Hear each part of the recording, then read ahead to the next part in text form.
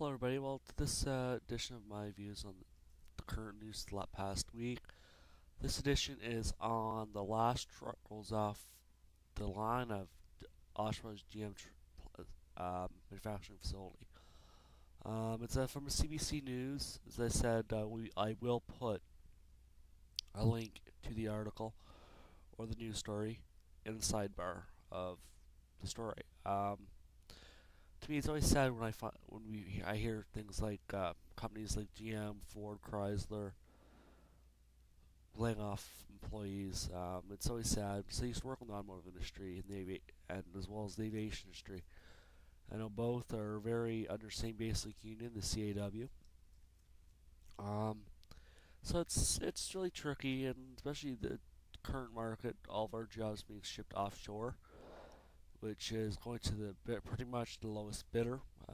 So it's from China, India are the two biggest problems really for our industries, our automotive industries and aviation industries. Um, and it's kind of it's disrespect. It's just plain wrong in my views, my opinions, that we're losing jobs out to India, and China, when their quality is very suspect, especially the Chinese products, very suspect. And I mean, I've seen Chinese automotive components, and I'm just appalled by the quality of them. I would not use my own vehicle. When I had my vehicle, I would not use a Chinese part. I would use an American-made part, or a Canadian-made part, or an English-made part. But would I ever go to an Indian or Chinese part? No. It's not because I don't like them. It's just they're hurting us. They're hurting our economy. Um, Especially if they're saying, "Oh, we're better quality." Yeah, well, you might be, but sorry, your products do not suit North American lifestyle. You're hurting us, so our manufacturers bring using you as your cheap labor. That's probably one of the main reasons why GM is probably doing this. I don't really know the full extent, well, but that's just my take on part of it right now. Um, the final vehicle was due to roll off assembly line Thursday morning at the GM truck plant in Oshawa, marking the end of 44 years production, elimination of 2,600 jobs. The closure is part of a company-wide cuts with GM Motors Canada planning to reduce its workforce by more than half by 2014. After 45 years with GM, the majority of that time at the truck plant, Bob Nesbitt is retiring Thursday and hopes he doesn't see the end of General Motors. He noted that the company and the Canadian auto workers are in negotiations on a labor deal that will include concessions that must match an earlier agreement between Chrysler and the union. The company is holding the gun to the CW's head, and they either match it or they're gone, Nesbitt said. It's simple as that. There's some positive news for the company and its workers, as GM plans to launch 3 of 6 new products at the Oshawa car plant. Okay, well, yeah.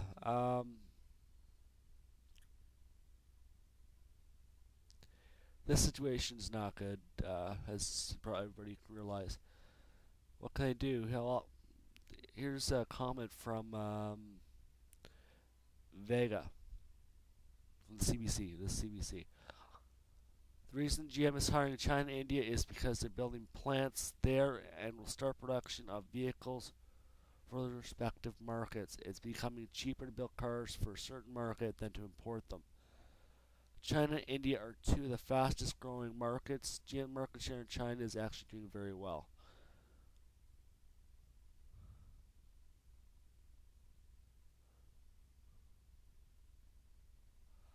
But yeah, well, you know what? I agree with you. I agree with them to a point. Um, GM in China, yeah.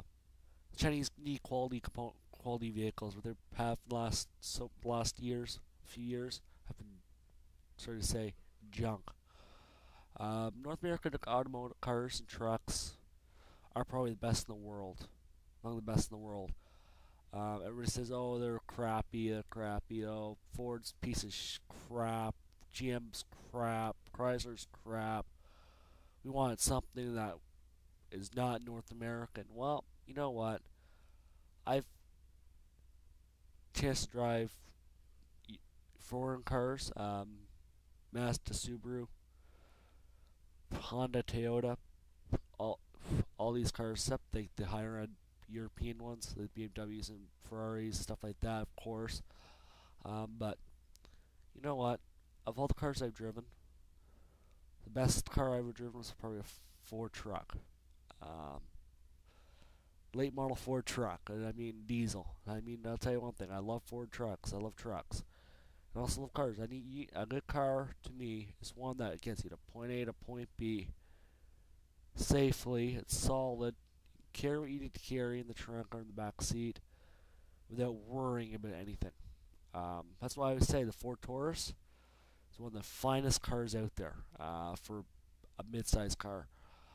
I mean, but GM, I'd say the Impalas, the Malibus of today are pretty decent. I don't know much about the other models they have now, but some of them, they're very good. A lot of the technology in them is very good now.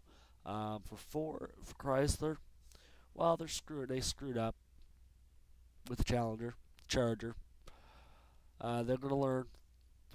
Some of these diehard muscle car guys like myself are gonna say, are saying, a lot of us are saying, oh, the Challenger looks like garbage, or the Charger looks like garbage, which everybody knows the Charger knows it's garbage. Um, but the Corvettes now, they don't look like Corvettes to me. They look like little airplanes without wings. Um, Still a great car. Don't get me wrong, they're great cars. But yeah, I say go back to the '65 model year. If you want a nice hot looking Corvette, go 1965 hardtop. With the technology we have today, oh, that'd be a slick car. But yeah, Mustangs like Ford said their trucks are the top. I'd say one among the top. So are the GM trucks or the Dodge trucks. Toyotas do pretty good in that aspect of the truck market, but still, it's really tricky to say anything about a lot of these auto manufacturers. But yeah, it's all these companies make great products. Only cars I cannot stand, other than the Toyota, is the Tata products. To me, they epitomize cheapness, poor quality, especially the Tata Nano. To me, it doesn't appear at all to be a safe car. Being a small car, it would replace the motorcycle. I get that, but at the same time, it's still a piece of shit, in my view. Yeah, I know I dropped the S word off, but it's one of those things. The Nano to me is a piece of garbage. It'll never last. Durability issue is my main concern about it. Being a green car, I can't not see that being fact. I can see it being a fuel efficient car, but not environmentally friendly car. A Honda Insight is better for the environment than a Tata Nano. So I mean, yeah, smart car, get rid of it. Personally, small cars have no real use today, other than saving fuel, but you don't really be saving much. But yeah, the only other car I would say I recommend people if they want a small car and they have the money, buy a Mini. If you want a small car, good for city driving, buy the Mini Coopers. They're great cars, durable cars, solid cars, very reliable cars.